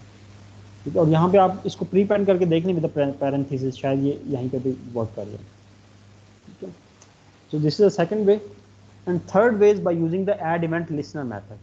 तो ये एक सेपरेट आपके पास मेथड है that also helps you in attaching the events with your HTML। ठीक है, अब इस मेथड का syntax here that is a bit complex as compare to the last two approaches. ठीक है, इसमें आप देखें अगर सिंटैक्स पार्ट में देखें तो एलिमेंट, सबसे पहले आपने एलिमेंट को सिलेक्ट तो करना है जिसके साथ इवेंट अटैच करना है। ठीक है, element dot add event listener, तो आप document dot get element by ID वो आपने मेथड परफॉर्म करना है। ठीक है, वो आपने स्टेटमेंट राइट करनी है। Then within the add event listener method you have got 3 arguments. Event, तो यहाँ पे आप स्पेसिफाई करेंगे कौन सा इवेंट है, लेकिन यहाँ पे नॉर्मली हम ऑन नहीं प्रीपेंड करते with the event name. For example on click नहीं लिखेंगे, सिंपल क्लिक राइट करेंगे। ऑन लोड नहीं लिखेंगे, सिंपल लोड राइट करेंगे। ठीक है, ऑन डबल क्लिक नहीं लिखेंगे, सिंपल DB क्लिक लिखेंगे। तो ऑन का जो वर्ड है that is normally excluded as part of this sentence. उसके बाद सेकंड जो आर्गुमेंट है that is function. So this is the function that is to be executed on the trigger of the event. And third parameter is the use capture. So this is basically the optional parameter you can say. By default इसकी अगर आप specify ना करें, यहाँ पे parenthesis को close कर दें, तो बाय डिफ़ॉल्ट इसकी वैल्यू फॉल्स होती है। तो हमने जब HTML देखी थी तो आपको याद होगा कि HTML में हमारे पास हायरार्की होती है, टैग्स, पेरेंट चाइल्ड रिलेशनशिप होता है। तो इट इज़ क्वाइट पॉसिबल कि आपके पास पेरेंट के साथ भी कोई इवेंट अटैच हो और चाइल्ड के साथ भी इवेंट अटैच हो। So which of the event should be triggered first, this question arises ना, ये क्वेश्चन अराइज होता है कि which of the event should be triggered first. For example अगर मैं चाइल्ड पे क्लिक कर दूं तो वो पेरेंट का एरिया भी तो है ना, इवेंट का, चाइल्ड का भी है। तो इसकी वैल्यू होती है, यूज कैप्चर की वैल्यू बूलियन वैल्यू होती है, ट्रू और फॉल्स। ठीक है, so there are two basically different ways you can trigger the event. One of the way is कि आप सबसे पहले चाइल्ड के इवेंट को ट्रिगर करें and then moving towards the parent और आउटवर्ड। ठीक है। एंड अनदर ऑप्शन इज सबसे पहले आप पेरेंट के इवेंट को ट्रिगर कर लें और फिर you move inward toward the child, ठीक है। तो बाय डिफॉल्ट इसकी वैल्यू फॉल्स होती है, meaning that moving from child to the parent, ठीक है। जब हम इसकी वैल्यू को ट्रू खुद से सेट करेंगे तो फिर बेसिकली पहले पेरेंट का इवेंट ट्रिगर होगा और फिर चाइल्ड का होगा। तो इससे रिलेटेड नेक्स्ट स्लाइड में फर्दर डिस्क्रिप्शन है, लेकिन इस स्लाइड में जस्ट हम फर्स्ट 2 पैरामीटर्स की एग्जांपल को देखेंगे, ठीक है। तो down here again this is a way of separating out the HTML from the JavaScript. तो आपके HTML एलिमेंट के अंदर कोई जावास्क्रिप्ट का इवेंट एग्जिस्ट नहीं करता, बल्कि स्क्रिप्ट के टैग के अंदर आपने अगेन बटन को सेलेक्ट किया और ऐड इवेंट लिस्ट में से क्लिक, और उसके बाद the function which is to be executed on the click of the button, ठीक है। अब हमने थर्ड पैरामीटर स्पेसिफाई नहीं किया, मीनिंग दैट बाय डिफॉल्ट इसने थर्ड पैरामीटर की वैल्यू को फॉल्स ले ली है, जो कि यूज कैप्चर वैल्यू है, ठीक है। और उसके अंदर जो फंक्शन है उसके अंदर वही कोड है जो कि लास्ट 2 स्लाइड में था। अब देखें ये this is the third way, ठीक है, जिसमें ऐड इवेंट लिस्टिंग मेथड आप यूज कर रहे हैं। Now the question of the third parameter which is option. तो थर्ड पैरामीटर को लेके जिस तरह मैंने अभी आपको बताया कि बेसिकली आपके पास जो एलिमेंट्स होते हैं they are in the form of hierarchy, ठीक है। और अगर आपके पास क्लिक का इवेंट अटैच है with the parent as well and the child as well, so which of the event should be triggered first, क्योंकि दोनों का बेसिकली आपके पास एरिया आ जाएगा, या आप उसे कहें कि दोनों का इवेंट ट्रिगर करने की पॉसिबिलिटी होगी, ठीक है। So there are 2 basically possibilities described जो मैंने लास्ट स्लाइड में लिखी है। First one is event bubbling and second is event capturing. So by default जो होता है, बाय डिफॉल्ट इसकी वैल्यू होती है false, and false value is classified as event bubbling, ठीक है। तो आप थर्ड पॉइंट के अंदर अगर आए, in the bubbling the innermost element is handled first and then the outer. तो आपके पास अगर फॉर एग्जाम्पल पेरेंट चाइल्ड है तो चाइल्ड का पहले इवेंट ट्रिगर होगा और फिर पेरेंट का होगा। This is the default option, जो कि इस वैल्यू की, इस पैरामीटर की वैल्यू अगर आप फॉल्स सेट कर दें तो अवेलेबल होता है, and this concept is known as bubbling. Capturing में अगर आप इस पैरामीटर की थर्ड पैरामीटर की वैल्यू को ट्रू सेट कर दें, in this case the outermost elements event is handled first and then the inner, ठीक है। इसकी एग्जांपल जो है ये नेक्स्ट स्लाइड में एक HTML से भी आपको डिस्क्राइब है। सो बबलिंग और कैप्चरिंग का इवेंट जो कंसेप्ट है यहाँ से मैं आपको डिस्क्राइब करूँगा। So here you have got 2 divs in the HTML, ठीक है। फर्स्ट जो div है उसकी आईडी है mydiv1 and there are 2 elements h2 and paragraph inside it. Paragraph has the ID of myp1। Second जो div है that has got the ID of mydiv2, और इसके अंदर जो पैराग्राफ है that has got the ID of myp2 inside it, ठीक है। In the script part we have got 4 statements. First of all we are going to look at first 2 statements, JavaScript statements. और first 2 statements और last 2 statements में आप देखें, other than the value of the last parameter everything is same, ठीक है। तो first 2 statements में आप last parameter की वैल्यू देखें false है, जबकि last 2 जो statements हैं इसमें last parameter की वैल्यू आपके पास true है, ठीक है। तो फर्स्ट जो 2 स्टेटमेंट्स हैं this is an example of event bubbling, ठीक है। अब इसमें फर्स्ट स्टेटमेंट में हमने क्या किया कि एलिमेंट P1 जो कि पैराग्राफ है myp1 इसको सिलेक्ट किया और इसके साथ क्लिक का इवेंट एसोसिएट कर दिया। फिर हमने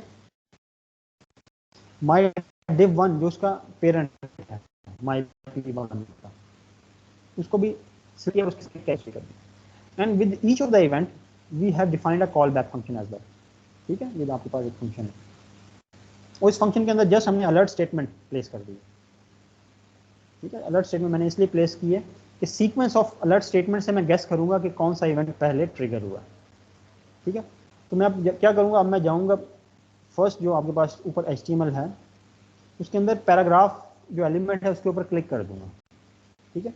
when I click on the paragraph element which of the alert statement will be displayed first. So in the first case, because the value of the last parameter is false, so the event bubbling concept will be triggered, ठीक है, will be evaluated, और पहले आपका child का event trigger होगा, meaning that myp1, तो पहले alert statement जो फर्स्ट वाली है ये डिस्प्ले होगी, you click the p element, p element, जब आप इस अलर्ट बॉक्स को ओके पे क्लिक करके हाइड कर देंगे या रिमूव कर देंगे, फिर उसके बाद दोबारा अलर्ट आपके पास बॉक्स डिस्प्ले होगा, and that alert box would be of the parent which is you clicked the div element. क्योंकि जब आप पैराग्राफ के ऊपर क्लिक कर रहे हैं तो दोनों का एरिया है क्लिकेबल एरिया, ठीक है, इवेंट के क्रॉस ना, पैराग्राफ का भी है और उसके पेरेंट का भी है। Now we are going to move towards the next set of two statements which are the last statements, जिसमें कि आपके पास लास्ट पैरामीटर जो यूज कैप्चर है उसकी वैल्यू ट्रू है, and this basically example describes the concept of event capturing, ठीक है। अब इसमें क्या होगा, इसमें अगेन सेकंड जो div है इसके अंदर जाके पैराग्राफ के ऊपर क्लिक कर दूंगा, लेकिन इस दफ़ा पहले बेसिकली जो अलर्ट बॉक्स डिस्प्ले होगा that would B of the div, you click the div element, and then when I close this alert box, then the alert box will be displayed with the content you click the p element, which means that in this case the sequence of events is from the parent to child rather than from the child to parent, which was in the case of the number. तो ये scenario आप हो सकता है कभी face करें। So this is basically how events are handled in the parent child scenario. कोई question हो किसी को? सर अगर हमारे div 2 का भी कोई पेरेंट होता और उसके साथ भी इवेंट होता तो फिर पहले हमारे div का पेरेंट चलता, फिर हमारे div 2 चलता, फिर हमारे p2 चलता। अगर ये आपके पास div का एक और पेरेंट होता है ना, तो फिर आप बेसिकली ये करते कि अगर आपने पैराग्राफ के ऊपर क्लिक किया तो moving from inward towards outward, paragraph फिर उसका पेरेंट div फिर उसका parent div in the context of the bubbling, ठीक है। और कैप्चरिंग के कंटेक्स्ट में मेन जो सबसे मेन पेरेंट है वहां से स्टार्ट होता है और फिर इनवर्ड मूव करता है स्टेप बाय स्टेप, ठीक है। अगर आप div पे क्लिक कर देते पैराग्राफ पे ना करते तो फिर इस div से बेसिकली आउटवर्ड मूव करता पेरेंट की तरफ, ठीक है। तो अगर आपके पास for example three level hierarchy है, पेरेंट फिर उसका चाइल्ड फिर उसका चाइल्ड ना, फिर वो बेसिकली इनवर्ड और आउटवर्ड मूव करेगा डिपेंडिंग अपॉन द क्लिक कि किस एलिमेंट पे आपने क्लिक किया, ठीक है। तो वो वही रूल अप्लाई होगा जो इस कंटेक्स्ट में है, लेकिन डिपेंडिंग अपॉन द चाइल्ड कि किस पे आपने क्लिक किया। Hopefully you got an idea. Is it clear? बस ये पूछना था कि अगर मैं माय div 2 को क्लिक करता हूँ तो फिर p2 का तो इवेंट तो नहीं आएगा ना इसमें? हाँ नहीं, फिर p2 का इवेंट नहीं आएगा इस सिनेरियो में। अगर इसी एग्जांपल को लें माई div 2 और माई p2, अगर आप माई div 2 को क्लिक करते हैं फिर p2 का इवेंट नहीं आएगा क्योंकि उसका वो क्लिकेबल एरिया ही नहीं है, रेंज नहीं है। और सर माय div 1 के लिए भी यही होगा कि p1 का भी इवेंट नहीं आएगा? हाँ बिल्कुल, फिर पेरेंट का ही ठीक। आएगा। लेकिन अगर हम ठीक। चाइल्ड का करेंगे ना फिर बेसिकली ये सिनेरियो क्रिएट होता है बबलिंग का। ठीक है सर। ठीक है। And next are the set of events. तो ये आपके पास सेट ऑफ इवेंट्स हैं रिलेटेड टू माउस। हमने तो अभी सिर्फ ऑन क्लिक का इवेंट ही देखा है ना, but there are on double click event as well, फिर on mouse down, mouse move, mouse out, mouse over, mouse up, on wheel, ठीक है। तो ये जो बेसिकली माउस आउट और माउस आउट फॉर एग्जांपल, या फॉर एग्जांपल जिस भी आप अगर आपने कोई div है ना आपके पास, div के अंदर आपने लिख दिया ऑन माउस ओवर या on mouse out for example, अगर ऑन माउस आउट लिख दिया ना, तो जब आप इस div के जो एरिया है ना, इसका जो ब्लॉक है, जो उसका बॉक्स क्रिएट हो रहा है, अगर इस बॉक्स से आउट मूव करेंगे तो फिर बेसिकली ये ऑन माउस आउट का इवेंट ट्रिगर होगा, ठीक है। ऑन माउस मूव तो आप कहीं भी बेसिकली माउस मूव के ऊपर कर सकते हैं। ऑन माउस डाउन जब आप माउस को प्रेस करते हैं, ठीक है। माउस ओवर जब आप किसी भी एलिमेंट के ऊपर से माउस को मूव करेंगे ओवर, ठीक है। माउस अप जो है जब आप माउस को क्लिक करने के बाद लीव करेंगे। तो ये सारे ऑप्शन आपके पास अवेलेबल हैं, but we have discussed only on click so far. इसके अलावा इनकी भी आप प्रैक्टिस करें, W3 स्कूल के इनकी example available. Next are the keyboard events. Keyboard के अंदर आपके पास 3 सेट ऑफ इवेंट्स हैं, on key down, press and up, ठीक है। तो की डाउन जब आप कंप्लीटली प्रेस कर देते हैं की को, ठीक है। ऑन की प्रेस जब आप just in the process of pressing होते हैं, ऑन की अब जब आप की को लीव कर देते हैं, ठीक है। तो इस की जो इवेंट्स को भी आपने देखा है। तो अगर आपके पास कोई HTML फॉर्म है ना, ठीक है, और इसको आप वैलिडेट करना चाहते हैं with respect to typing, for example जब भी मैं एक सिंगल फॉर एग्जांपल कोई भी लेटर टाइप करूं तो एट दैट पॉइंट भी वो वैलिडेट करे आपके टेक्स्ट को ना। तो इसके क्रॉस मैं आपको एग्जांपल दिखाऊंगा जिसमें हमने ऑन की अप यूज़ किया। जब भी आप फॉर एग्जांपल आई लिखा तो आई के क्रॉस ऑन की अप के क्रॉस आप एक फंक्शन डिफाइन करेंगे और उस फंक्शन में आप डाटा को वैलिडेट करेंगे। फिर आपने सेकंड आई एम लिखा, फिर एम के क्रॉस फिर वो फंक्शन कॉल होगा, फिर आप उस डाटा को वैलिडेट करेंगे। तो this is how basically you can use the on की अप इवेंट। तो आपके पास कीबोर्ड से रिलेटेड 3 की इवेंट्स हैं। Then you have got the form events.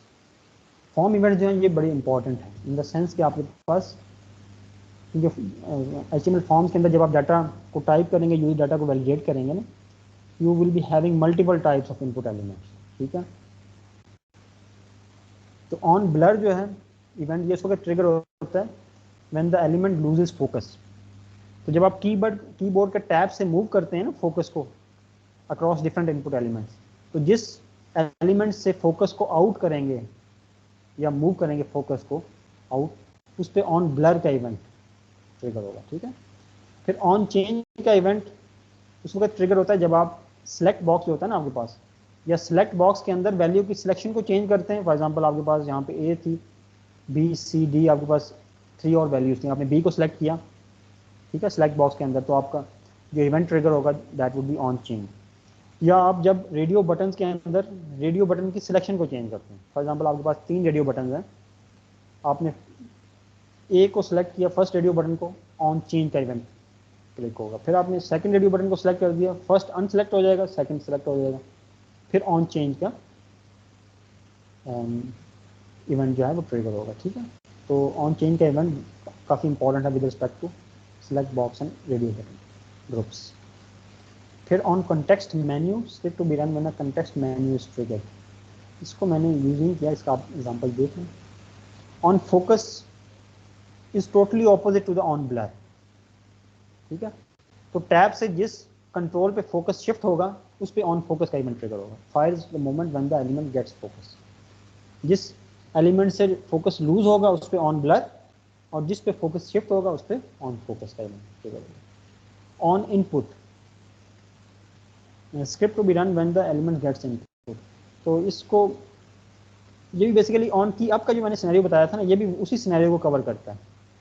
जब भी आप किसी टेक्स्ट बॉक्स के अंदर इनपुट करते हैं ना, फॉर एग्जांपल एलिमेंट कोई भी आई इनपुट किया तो ये ऑन इनपुट का इवेंट भी ट्रिगर होता है, ठीक है। कीबोर्ड का इवेंट भी होता है ऑन की अप, क्योंकि की से इनपुट ऐड किया है ना, लेकिन ऑन इनपुट का इवेंट भी ट्रिगर होगा क्योंकि आपने इस टेक्स्ट फील्ड के अंदर इनपुट को ऐड किया, ठीक है। जब आपने आई के बाद दोबारा एम को इनपुट करेंगे फिर ऑन इनपुट का इवेंट ट्रिगर होगा, ठीक है।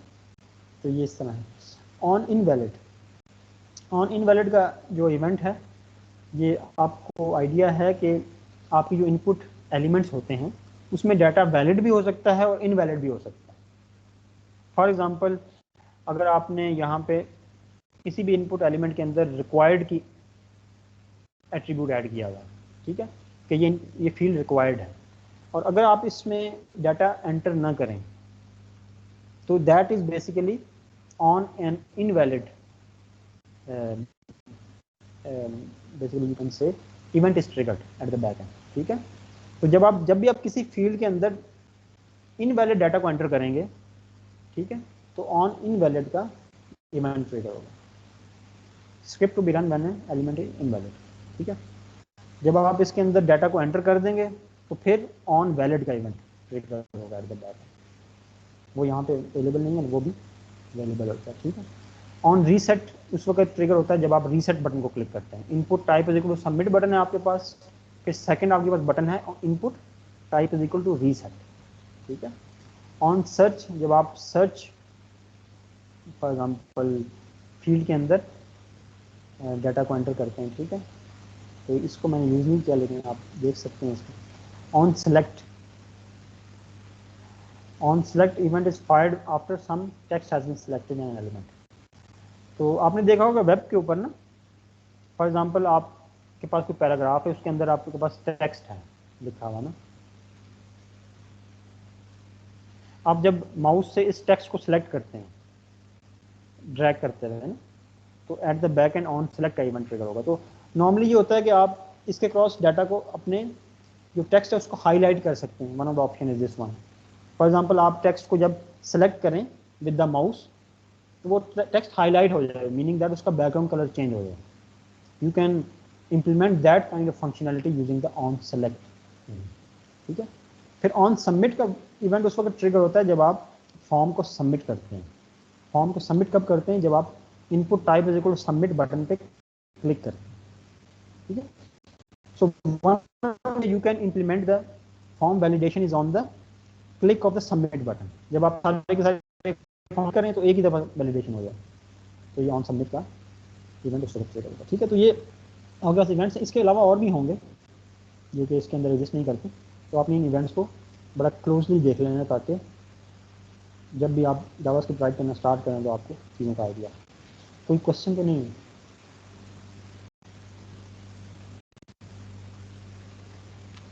जी सर, वो जैसे आपने ऑन सिलेक्ट का बताया कि एलिमेंट को हम क्लिक करें तो बैकग्राउंड कलर बदल जाता है कुछ इस तरह से, तो इसका उससे क्या फ़र्क हुआ जैसे हम CSS में करते हैं ऑन होवर या ऑन क्लिक करके?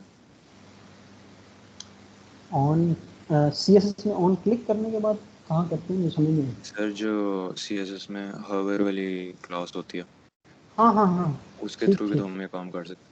हाँ, वो होवर तो सूडो क्लास है ना, वो सूडो क्लास है, ये प्रॉपर जावास्क्रिप्ट का इवेंट है।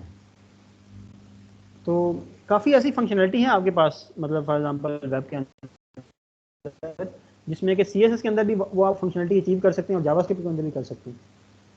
तो इसी तरह मल्टीपल इवेंट्स भी हैं, जिस तरह मैंने भी आपको बताया ना, ऑन इन इनपुट और ऑन की अप, ये दोनों इवेंट्स आपको similar kind of functionality achieve करने में हेल्प कर सकते हैं। So it is not the case कि आपके पास एक ही फॉर एग्जांपल इवेंट हो या पॉसिबिलिटी हो ना। ठीक है, लेकिन CSS जो है दैट इज़ बेसिकली उसके अंदर होवर तो है, इसके अलावा तो ज़्यादा चीज़ें स्टैटिक है ना। एक होवर का ही फंक्शनलिटी है, जो भी आप होवर करें तो आपको बेसिकली उसकी CSS को चेंज करने में हेल्प करती है। लेकिन होवर में एक चीज़ आप याद रखें कि जब आप होवर करते हैं ना, तो आप बेसिकली अपने माउस को प्रेस नहीं करते, आप जस्ट सिंपल होवर करते हैं। उसके पास एक चीज़ आपने माइंड में रखनी है, जब आप इसको करेंगे ऑन सेलेक्ट को, तो आप माउस को प्रेस करके जिस तरह टेक्स्ट को सेलेक्ट नहीं करते उस तरह बेसिकली आप सेलेक्ट करेंगे। तो फिर एट द बैक एंड आप ये करेंगे कि document dot get element by ID dot style dot background colour is equal to yellow. इस तरह करने के बाद तो इसमें थोड़ा सा डिफरेंस है, लेकिन इट इज़ पॉसिबल कि आप ना मल्टीपल फंक्शनलिटीज़ को अचीव कर सकें इन मल्टीपल वेज। ठीक है, तो इसमें कोई बाउंड नहीं है कि आपको सिर्फ एक ही ऑप्शन अवेलेबल होगा इन द जावास्क्रिप्ट और एक ही ऑप्शन अवेलेबल होगा इन द CSS। ठीक है सर। ठीक है, उसमें होवर और सेलेक्ट की थोड़ी वो नेचर ऑफ द सिलेक्शन को भी आपने समझना है। उसमें होवर में आप प्रेस नहीं करते, तो इसमें आप प्रेस करके सेलेक्ट करेंगे तो आपका ये अवेलेबल होगा। ठीक है, तो इसके बाद next are the drag events. अब ये जो इवेंट्स है ना, ये ड्रैग एंड ड्रॉप जो आपकी API है ना, जिस तरह मैंने आपको बताया था वेब स्टोरेज API है जो को आपको ब्राउज़र के अंदर लोकल स्टोरेज में हेल्प करती है। इसी तरह as part of the latest development आपके पास ड्रैग एंड ड्रॉप की API भी अवेलेबल है विद इन जावास्क्रिप्ट। ठीक है, अब इस API में मैंने आपको एक इसकी यूज़ केस बताया था।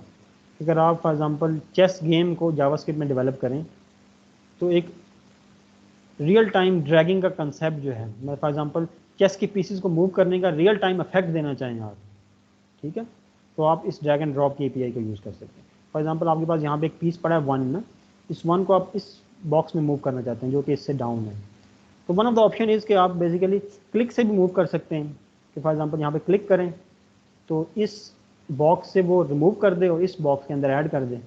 लेकिन अनदर ऑप्शन इज़ कि आप यहाँ से फॉर एग्जांपल 1 के ऊपर क्लिक करें और इसको ड्रैग करें इस पीस को, और फिर सेकंड बॉक्स में ला के जो नीचे वाला बॉक्स है यहाँ पे ड्रॉप कर दें। अनदर ऑप्शन इज, अब इसमें इस जो सेकंड यूज़ केस मैंने बताया जिसमें इसमें आपको एक थोड़ा रियल इफेक्ट आ रहा है जो कि पीसीस को मूव करने का इन द रियल लाइफ होता है। फॉर एग्जांपल आप एक पीस को इधर उठाते हैं और फिर उसको मूव करते हैं।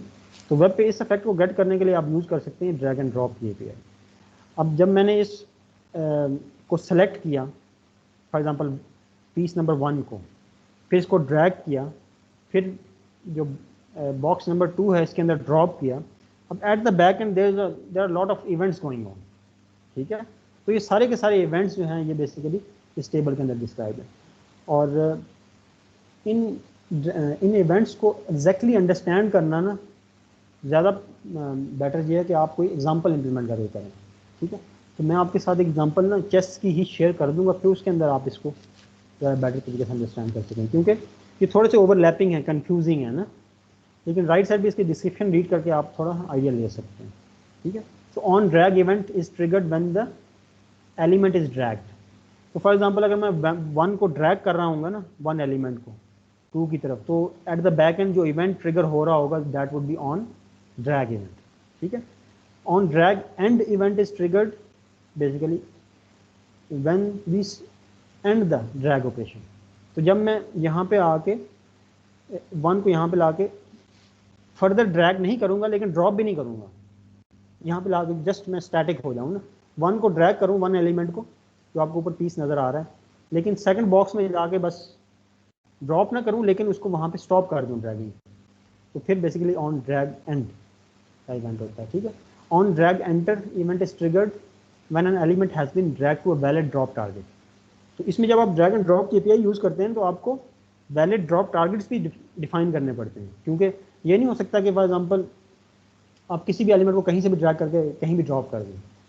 तो इसमें ये होगा कि फॉर एग्जांपल जिस बॉक्स के अंदर पीसेस पड़े हुए हैं they are not the valid drop targets because there are already pieces in there ना।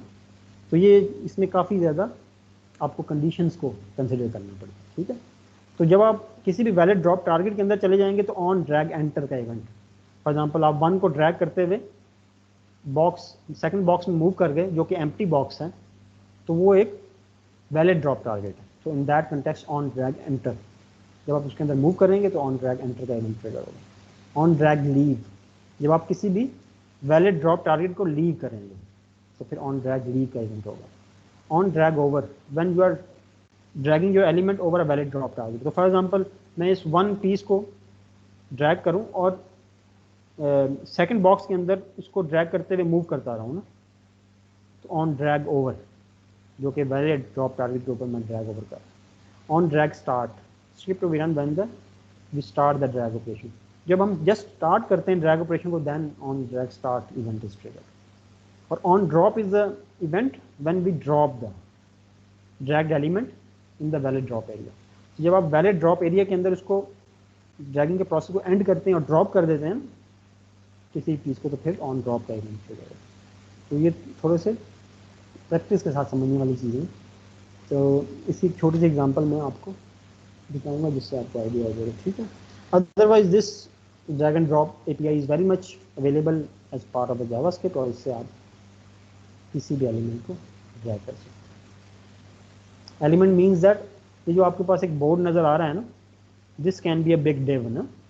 डिव के अंदर इसके अंदर फिर आपने मल्टीपल सेक्शंस क्रिएट कर दिए, ठीक है। There can be multiple div inside it. फिर आपने ये पीसी जो रखे हैं, ये पीसी इमेजेस भी हो सकते हैं, ये आप HTML एंटिटीज से भी क्रिएट कर सकते हैं। तो देयर आर मल्टीपल वेज, ठीक है। तो इन चीज़ों को हम डिस्कस करें। Next are the media events. Media events are related to the audio and video tags. जो आपके पास ऑडियो और वीडियो टैग्स होते थे ना, हमने डिस्कस किए थे, उससे रिलेटेड भी सेट ऑफ इवेंट्स। तो इन इवेंट्स को भी आप गो थ्रू कर सकते हैं, ठीक है। ये एक एग्जांपल है क्यूरी सेलेक्टर ऑल की ना, तो इसको मैं आपको जस्ट 2 मिनट्स देता हूँ, इसको अंडरस्टैंड करें। तो ये आपके पास ऊपर HTML है, नीचे इसका स्क्रिप्ट का टैग है, स्क्रिप्ट का कोड है विच इज़ दिस वन, और राइट साइड पे इसकी आउटपुट है। तो आप बेसिकली HTML को देखें, इसके स्क्रिप्ट को देखें और आउटपुट को समझने की कोशिश करें और होपफुली आसानी से समझ लेंगे, क्योंकि आप इससे गो थ्रू कर चुके हैं। ठीक है,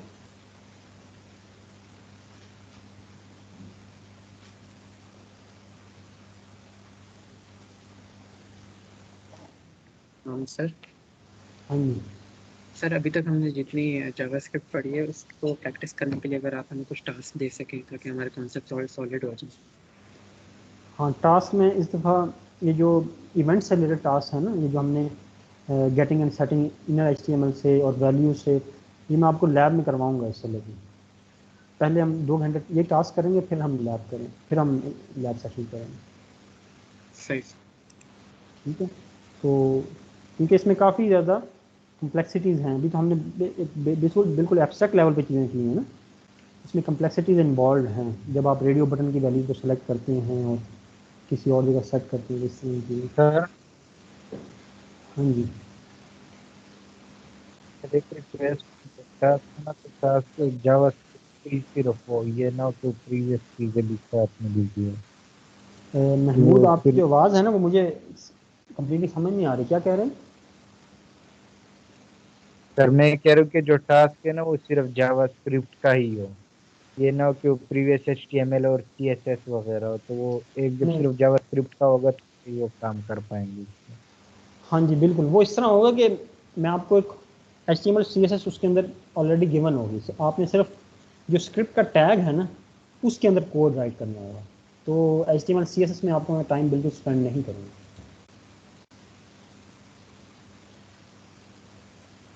ठीक है, और इसके अलावा आपका इस वेडनेसडे को भी लेक्चर होगा। ठीक है, आपने वेडनेसडे को, हमने क्योंकि आप थोड़ा स्लो है ना, चीज़ों को मेकअप करना है, तो वेडनेसडे को आपका जो स्लॉट होता है और होपफुली 4 से 5:30 अवेलेबल होता है ना, तो उसमें भी हम लेक्चर करेंगे। ठीक है, तो ये जो एग्जांपल, इसमें होपफुली आपने समझ लिया होगा एग्जांपल को, मैं जैसे इसको यूज भी करेंगे। तो आपके पास ये HTML के अंदर बॉडी एलिमेंट है, फिर H2 है विद द क्लास एग्जांपल, फिर div एलिमेंट है विद द क्लास नेम, और div के 2 चाइल्ड पैराग्राफ्स हैं with the class example and child respectively. ठीक है, बटन के क्लिक के ऊपर आपने एक फंक्शन डिफाइन किया है डाउन, और इस फंक्शन के अंदर आपने document dot query selector all, जो कि CSS सेलेक्टर है इन जावास्क्रिप्ट, ठीक है, वो यूज़ किया। इसके अंदर आपने सबसे पहले डॉट एग्जाम्पल स्पेसिफाई किया, विच इज़ द क्लास नेम। ठीक है, डॉट एग्जाम्पल आपके पास HTML के अंदर कौन से ऐसे एलिमेंट्स हैं जिनकी क्लास एग्जाम्पल है? एक तो H2 एलिमेंट है जिसकी क्लास एग्जाम्पल है, फिर सेकंड आपके पास जो पैराग्राफ है विद इन द डिव, उसकी क्लास भी एग्जाम्पल है। ठीक है, तो as a result of first basically selector, it will select both these elements. तो x के 0 के अंदर आपके पास आ जाएगा H2 एलिमेंट, और x1 के अंदर आपके पास आ जाएगा P एलिमेंट। फिर उसके बाद कॉमा है आपके पास, कॉमा के बाद एक और सेलेक्टर है dot main space dot child, meaning that descendant selector. Dot main class किसकी है? इस डिव की। ठीक है, और इसके अंदर जो चाइल्ड है, बेसिकली चाइल्ड क्लास किसकी है? इस पैराग्राफ की, जो कि एग्जिस्ट करता है विद इन दिस डिव, तो डॉट चाइल्ड। तो ये बेसिकली एक और एलिमेंट को सिलेक्ट कर लेगा, ये सेकंड सेलेक्टर जो है, which is the second paragraph within the div with the class name. तो x3 के अंदर आपके पास आ जाए, x2 के अंदर आपके पास आ जाएगा ये पैराग्राफ। तो x0 के अंदर आपके पास क्या है? Heading H2। x1 के अंदर आपके पास क्या है? पैराग्राफ 1। और x2 के अंदर आपके पास क्या है? पैराग्राफ 2। ठीक है, अब आपने उसके बाद 2 स्टेटमेंट्स राइट किए हैं, x0 dot style dot background colour is equal to red, meaning that जो 0 एलिमेंट पे है उसका बैकग्राउंड आपने रेड सेट कर दिया, तो इसलिए राइट साइड पे आपको हेडिंग 1 का बैकग्राउंड कलर रेड नजर आ रहा है। x2 dot style dot background colour is equal to purple, तो आपने x1 को मिस कर दिया ना, इसलिए आपके पास जो पैराग्राफ 1 है, it is not highlighted any of the colour.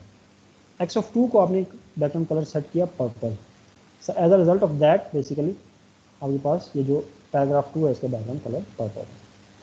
So this is how basically you can use the JavaScript for selecting multiple elements. तो इसमें आपके पास क्यूरी सेलेक्टर ऑल की भी एग्जांपल आ गई, और फिर जो आप स्टाइल सेट करते हैं using style dot background colour, उसकी भी एग्जांपल आ गई। ठीक है, तो और कोई क्वेश्चन हो तो आप पूछ सकते हैं, otherwise we are going to end this lecture.